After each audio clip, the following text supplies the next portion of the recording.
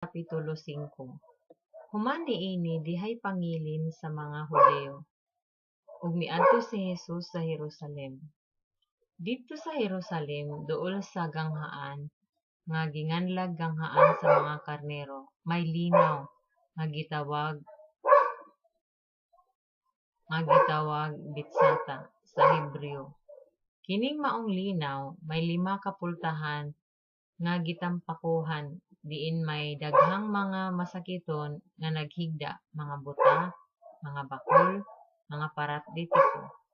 Ug didto'y tawo nga nasakit sulod na sa 38 ka tuig. Nakita siya ni Jesus nga naghigda didto, ug nasayran ni Jesus nga siya nagmasakiton sa maong gidugayon. Busa gipangutanan niya ang tawo, "Gusto ka bang mamaayo?" Ang masakiton mitubag, "Sir, walay makasakwat kanako ngadto sa linaw kung ang tubig makutaw na. Ug samtang manlimbasog ako sa pag-adto sa linaw, adunay nalain nga makauna kanako didto."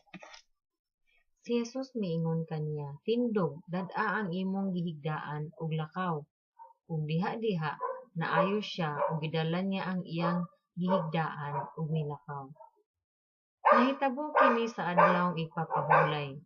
Busa, giingnan sa mga Hudyo ang tawo nga naayo, "Adlawng igpapahulay karon, ug supak sa atong balaod ang pagdala sa imong gihigdaan."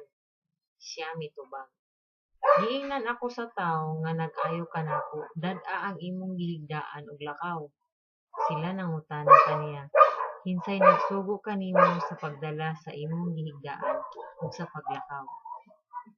Apan ang tawo nga naayo wala makaila kung kinsa siya, kay mipahawa man si Jesus sanglit diha may tundok sa mga tawo niadtong panahona, niadtong dakita. Human kini mahitabo, gikahibalag ni Jesus ang tawo dito sa templo ug miingon si Jesus kaniya, "Tan-awa, naayo ka na, ayaw na pagpakasala aron dili ka mahiagom sa labi pang mangil-ad nga hitabo." Unya milakaw ang tawo ug misugilon sa mga kadagkuan sa mga Hudyo nga si Jesus di ay maoy nag-ayo kaniya.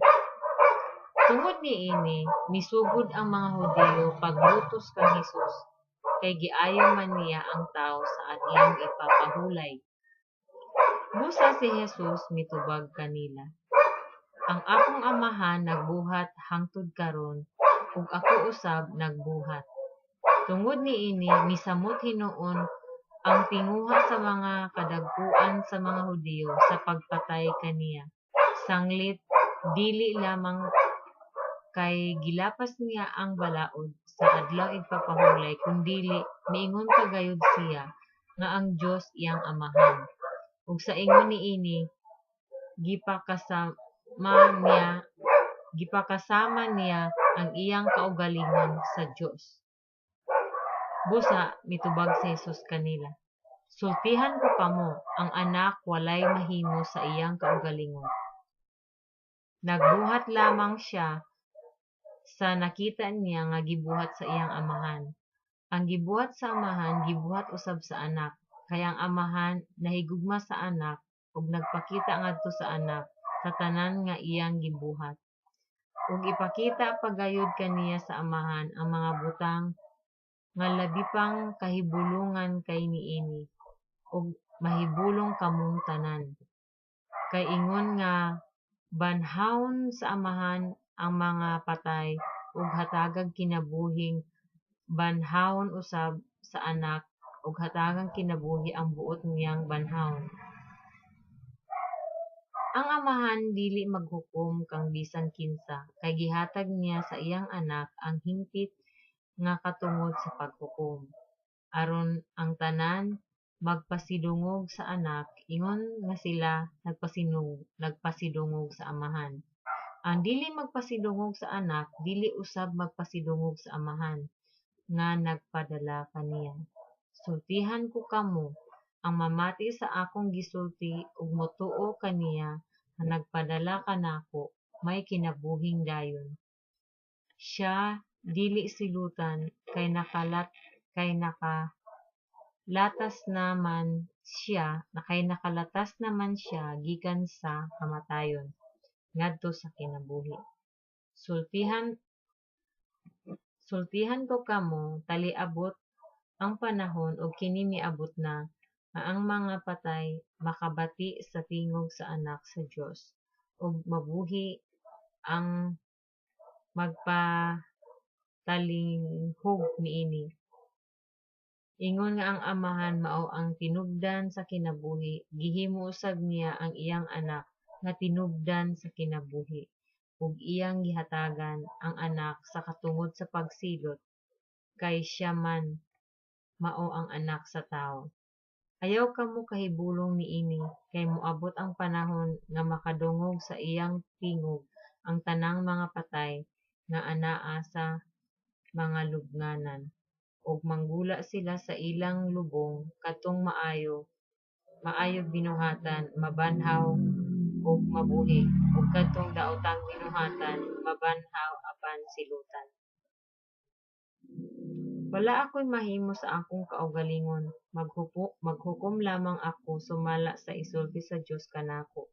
Busa ang akong hukom matarong kay wala man ako'y matinguha pagbuhat sa akong kabubuton kundili sa kabubuton sa nagpadala kanako. Kung magsaksi ako mahitungod sa akong kaugalingon, ayaw tuuhi ang akong isulti. Apan may lain nga nagpasaksi mahitungod kanako. Ug nasayod ako nga tinuod ang iyang gisulti bahin kanako.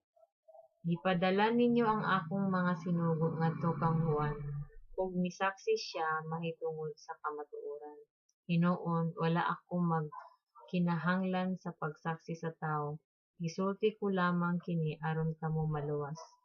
Si Juan sama sa suga nga nagsiga ug nagdan-ag, ug gikalipay ninyo ang pagpahimulos ug pagkadiyot sa iyang kahayag. Apan may nagsaksi mahitungod kanako nga labaw pa sa gibuhat ni Juan. Ang mga buhat nga gipabuhat kanako sa akong Amahan mao ang pagsaksi mahitungod kanako nga gipadala ako sa Amahan, ug ang Amahan nga nagpadala kanako nagsaksi usab mahitungod kanako. Wala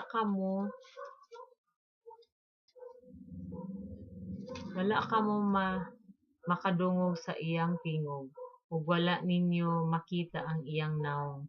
Busa ang iyang mga pulong wala magpabilin diha kaninyo, kay wala man kamo motuo sa iyang sinugo. Nagtuon kamo sa kasulatan kay gituohan man ninyo nga diha kanila makakaplag kamo sa kinabuhing dayon, ug sila mismo nagsaksi mahitungod kanako. Apan kamo dili buot moari kanako aron unta makabaton kamo kinabuhi. Wala ako magkinahanglan nga daygon sa mga tawo, apan ako nasayod kaninyo. Nasayod ako nga wala kamo mahigugma sa Dios. Mianhi ako sa ngalan sa akong Amahan, apan wala ako ninyo dawatan. Kung may muanhi hinuon sa iya lamang kaugalingong ngalan, dawaton ninyo siya. Gusto kamo nga daygon sa inyong isig katawo, apan wala kamo maninguha nga daygon sa bugtong Dios. Busa unsaon man ninyo sa pagtuo, apan ayaw ninyo hunahunaa nga isumbong ko kamo sa akong Amahan. Si Moises maoy inyong gilauman, maoy magsumbong kaninyo.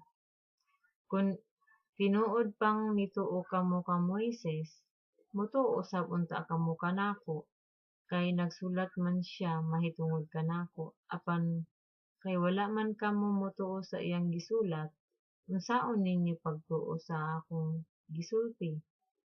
Juan Kapitulo 5.